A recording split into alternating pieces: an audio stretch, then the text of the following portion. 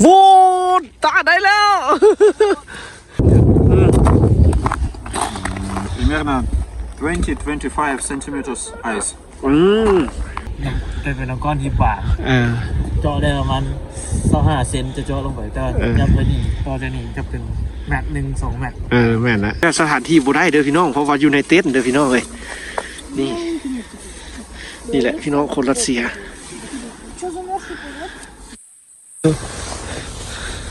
อยู่ในเต็นท์คักอยู่ในเต็นท์ได้ละได้ไปหิมะลงได้พี่น้องเลยไปแล้วนะลงไปแล้วนะนี่บอลเก่าแหละพี่น้องน้ำไหลมาอยู่นี่ทางลงของเราสไลด์ลงเลยโอ้ตาลงแท้ตาลงแท้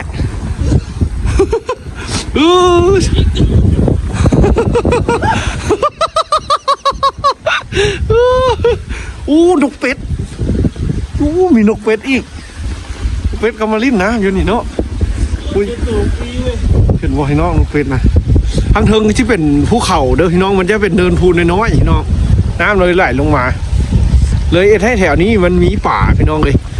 อันนี้ก็เป็นอีกมือเด้อที่เขามาพี่น้องกับน้องทรายเพิ่นสมัครเนี่ยเพิ่นลีนะเย็นนะลีก่อนเหรอลีหนักเหรอลีก่อนป้ามันเย็นอีหลีน้องก็34 องศาเขาเย็นแท้พี่น้องจากนั้นเขาลงไปเพิ่นกำลังหมุนพี่น้องเห็นบ่กำลังหมุนได้เพิ่นเกี่ยวแล้วก่อนให้เขาไปพี่น้องเอาอันนี้ก็เพิ่นสิกำลังสิเอาให้น้องเลยเดี๋ยวเอาสิถ่ายกำลังเริ่มโอ้เพิ่นโจแล้วตาเพิ่นโจแล้วโคโรนาเด้อโอ้จินโคโรนาจิวันเนี่ยโอ้มึงแม่เป็นคุมพี่น้องเลยเพิ่นกลับมาท่าเพิ่นถามว่าบ่หนาว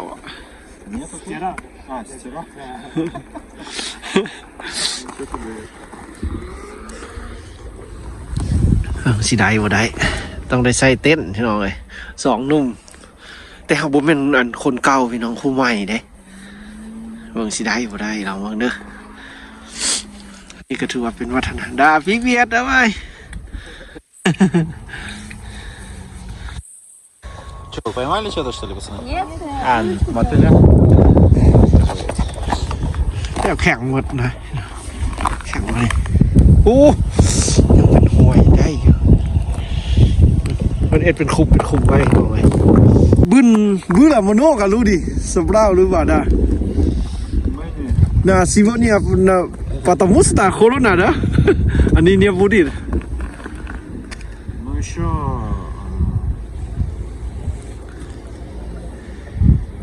Воскресенье. воскресенье Да. следующее воскресенье да Celebrate. Today celebrate.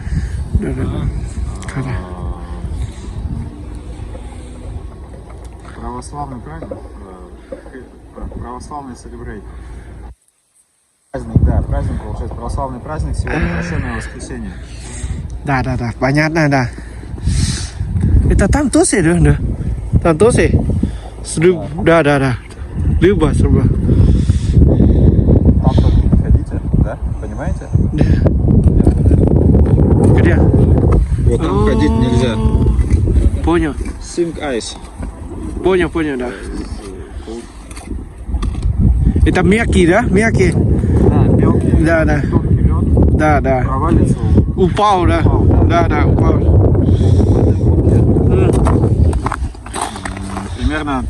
20-25 centimeters ice. Сколько сантиметров? 20-25. 25даประมาณ20 ปลายนาที Где-то спустя метр. Она уже больше 20 сантиметров. Я уже не смог замерить. Ложка кончилась. То есть да понял где-то вот тут вот, посередине реки, наверное, да наверноеปิดหน้าสัตว์เด้อ полметра где-то. ไม่ตัด 50 сантиметров. อันนี้ก็เพิ่นอธิบายให้ฟังไว้ว่าบ่ให้เขาไปแบบโม่น้ำหลายสีแบบมันเป็นเห็นเป็นน้ำย้ายมันล่มพุ่นเนาะ เขตนั่นจะเป็นเขตที่มันหิมะ เป็นน้ำก้อนที่บาง เจาะได้ประมาณ25เซนจะเจาะลงไปแต่ยับตัวนี้ต่อจากนี้จะเป็นแมตช์1-2 แมตช์ แม่นละแบบอันนี้มันหม้อจากน้ำเนี่ยแถวลุ่มพุ่นก็สิได้ทีเนาะแถวนั้นเย็ดหรือเปล่าปากกาเนี่ยตัวเด้อดาบูดู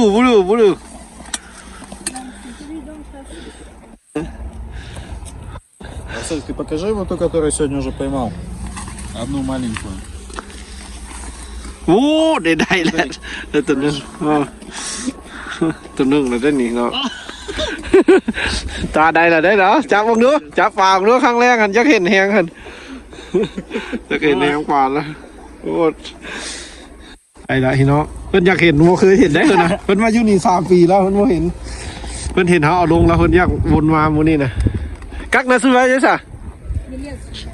Елец. เยเลียดนะโอ้คือจังป่านขี้รามบ้านเขาคือป่าขี้ราม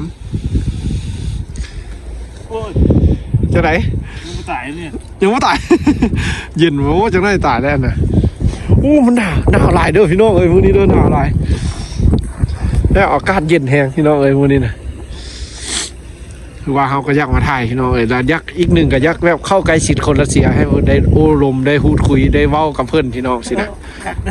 ค่ะ Первый раз вижу рыбалку зимой. ดูวิโตเซฟิลวิ Первый раз смотрю на это. คนก็พูดเดียวขึ้นก็คนเพื่อนครับอิทพี่น้องเลยไม่อย่างคนรัสเซียแท้ๆก็ยังคนทำอิท Работать интересно. ได้อินเจเลสนะได้ Вообще интересно было. Мне кажется, вот так вот сидеть просто, когда сидишь, вы น่าจะเป็นคนอยู่ในเมืองคนเดียวพี่น้องคนก็ยักมาเห็นนะพี่น้องเพราะว่ามันจะไม่ได้มีตลอดพี่น้องคนก็เป็นเพื่อทำอิทได้มั้ยเพื่ออิทคนก็ได้แบบตึกตาอันอุชิตะวิกู Вику? ได้ว่าเย็นเลยได้ Можно. ได้อินเจเลสนาโอชินพวกเราก้อนจะเป็นอะไร 9 мая. ได้ เขาก็แบบยังมาถ่ายแบบนี้แหละพี่น้องแบบว่าให้เขาได้เข้าลงเลิกกับคนรัสเซียพี่น้องยักหูพี่น้องเลยเพราะว่าเขา เพื่อแบบเขาเข้าใกล้ชิดคนรัสเซียหลายๆก็สิดีรู้สึกดีนะนึงพี่น้องนึงเขาก็สิได้ภาษาเพิ่มแล้วก็นึงเขาก็สิมีความกล้าหาญได้แล้วฮะ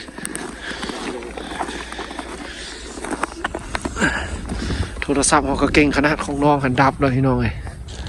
โทรศัพท์ตาหันดับละของเขานี่ยังใช้ได้อยู่เมื่อวานซื้อนี่ก็ไปตากหนาวคือว่ามีหิมะเข้าพี่น้องก็แต่มาปาไว้แล้วก็ได้คือเก่าอีกที่เข้าไปเบิ่งเนาะ ได้โอ้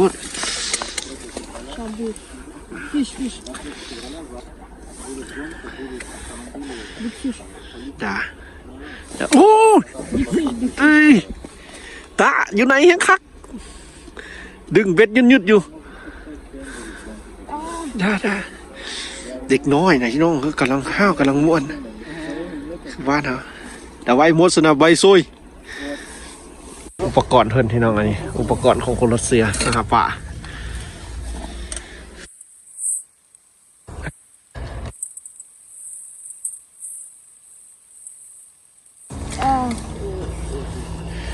หิมะนี่ต้องได้หนึ่งได้พี่น้องครับพวกหนึ่งนี่ที่แข่งได้หิมะเอาเบิ่งพี่น้องโว้ตาได้แล้ว โอ้คักสุดเข้ามาที่ไหนโอ้เข้ามาในเต็นท์เราอุ่นด้วยพี่น้องเลยได้แล้วเอา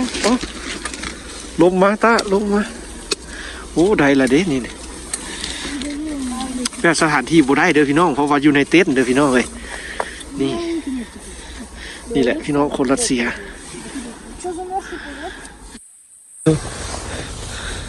อยู่ในเต็นท์คักอยู่ในเต็นท์ได้ละได้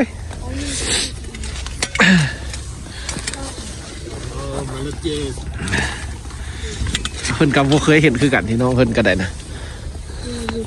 เต้นน้อยตอดละตอดละ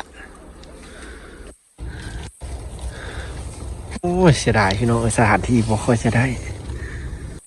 มีบ้งมีเหยื่อได้นี่เลยจะมีเป็นตัวนอนคือตัวนอนนี่น้องแดงๆอูโซได้อีกแล้วตาเดี๋ยวบุเดียวเนี่ยมาตาอู้ได้หลายเลยเด็ดนี่ตาเลย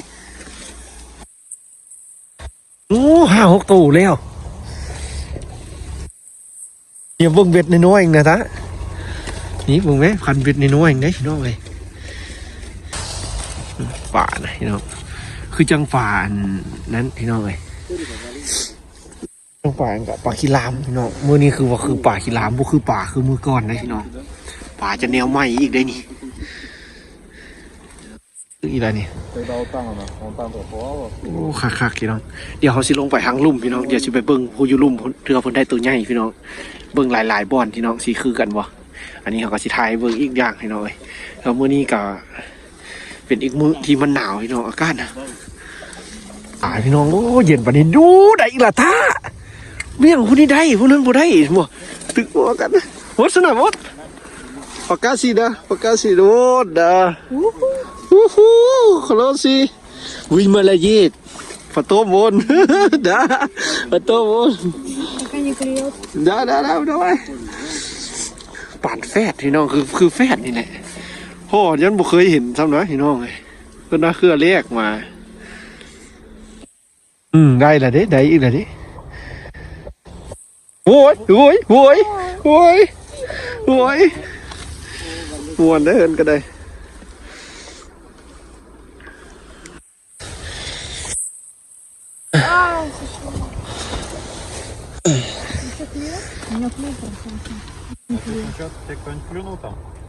Уже опять... Рыба пару раз сошла. Я 5 штук где-то поймал. Нас одна клюет. ได้8ตัวแล้วคนนี้ยังบ่ได้ยิกได้ซิกนาวฮะไปลุ่มวะเอาพี่น้องเดี๋ยวตองตาว่าแยกสวนลงไปลุ่มไปเบิ่งเพิ่นอยู่ลุ่มเทื่อได้ตัวใหญ่พี่น้องได้เอามาโซพี่น้องอีกเด้อДавай, до свидания. Потом вернуся. До свидания. Да. До свидания. Да, наверное, потом вернуся. Хорошо. เอาพี่น้องเอาสิไปทางลุ่มเบิ่งพูดอยู่ลุ่มพูดเห็นเพิ่นตึกแต่โดดพูดไปบ่ได้หวะตา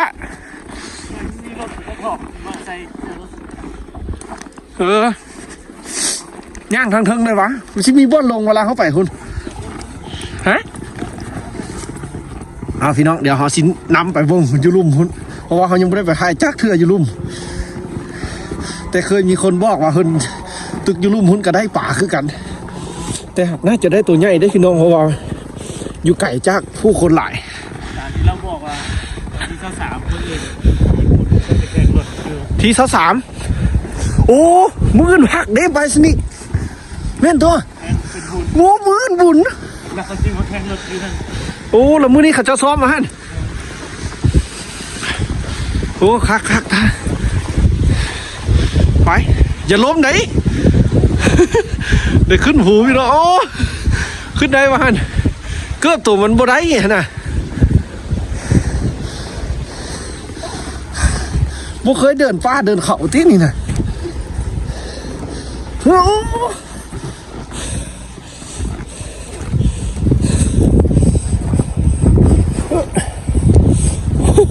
อุ้ยเราเป็นคนรัสเซียเรายังไม่เคยมาเด่นเป็นบ่เรามากระเทือนเล็กเด่นยืนลายวะเข้าหันกันวะไม่ไหวเหรอไปเข้าหันก่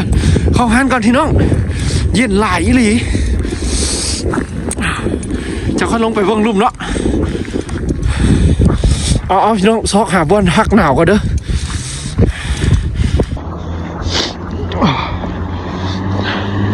น้องสายบ่ไหวพี่น้องเลยมือหน้าเนาะตาเนาะวันนี้หักกันเนาะบ่ไหวละบ่ไหวพี่น้องเพิ่นบ่ไหวละเข้าหันก่อน พี่น้องเขาจิพาไปเบิ่งอยู่ดู ห้าว เอาพี่น้องเอ้ยน้องทรายก็บ่ไหวละตอนนี้นะซอกเข้าห้านก่อนพี่น้องเอ้ย สองอะไรกินก็ จินเย็นหลายพี่น้องเย็นอีหลีคือว่ามื้อนี้ก็เป็นแว่ว่า มีแต่เด็กน้อยพี่น้องผู้ใหญ่หันก็คือว่าน่าจะเป็นพ่อแต่หากบ่เป็นคนที่เขาเคยมาถ่ายเมื่อก่อนพี่น้องคนใหม่น่าจะเป็นพ่อเพิ่นหันยังว่าบ่เคยเอาป่าจากเรือเพิ่นก็เรือแรกเพิ่นว่าเป็นจังได๋เย็น เย็นพี่น้องเย็นแฮงมื้อนี้นะแล้วก็ถือว่ามื้อนี้ก็มีแต่อัน2คนเด็กน้อยพี่น้องแต่หากบ่แม่นผู้ที่เขาเคยมาถ่ายพี่น้องเอ้ยถือว่ามื้อนี้ได้2คนเห็นเขาได้มาย่างลิ้นแล้วก็เห็นอันเพิ่นสิแข่งรถน่าจะเป็นมื้ออื่นพี่น้องมื้ออื่นจะเป็นมื้อบุญของรัสเซียแต่เฮาก็บ่ฮู้ว่าสิแม่นบุญหยังถ้าเฮาได้พักโรงเรียนเฮาก็สิได้มาไปเลาะพาพี่น้องไปเลาะอีกแต่ถ้าบ่ได้มาแล้วก็สิแม่นได้เบิ่งแต่เท่านั้นพี่น้องเขาเจ้ากำลังซ้อมรถตอนนี้ให้น้องชายกินข้าวก่อนเอาจับจนว่าโอ้ยอาสิเอานี่ละแล้วนี่ทันง่ายนี่จกนี่อาหารรัสเซียให้น้องแก้หนาวอุ่นๆเลยนี่กินหลายคาดไหนเรียกกาแฟก็มีนี่กินกาแฟวะกินน้ำเหรอไปเช็คเลยเช็คก่อนกินก่อนแล้วค่อยเอาน้ำก็ได้คาดจับหานบ้านเฮิรนกับสิเป็นสิแหละหานคาให้หน่อยติ๊กเองก็ได้นะที่ใส่ข้าวตื้อเอาน้ำเลยฮะ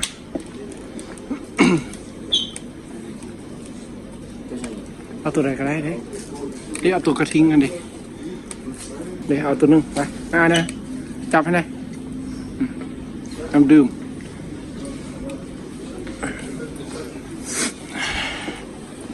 เสร็จ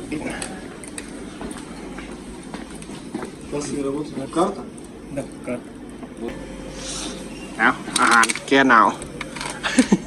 ขนมกับน้ำ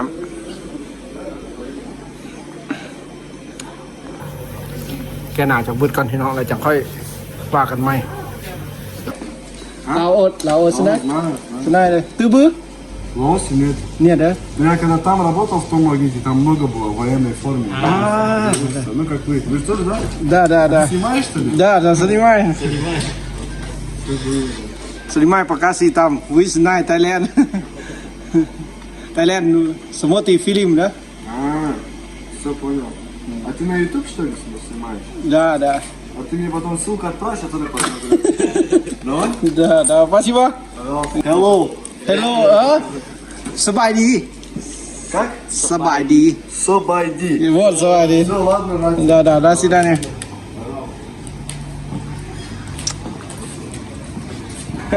ฮู้แต่เมืองไทยเนาะเอาสิกินใช้นี่ดิตั้งนี่ดิกินนั่งนิดนึงก่อนได้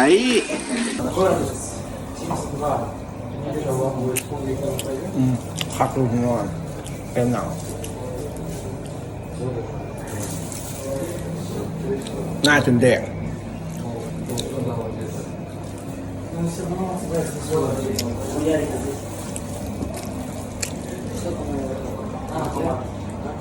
กินขนมแล้วมือเหมือนเพื่อนมา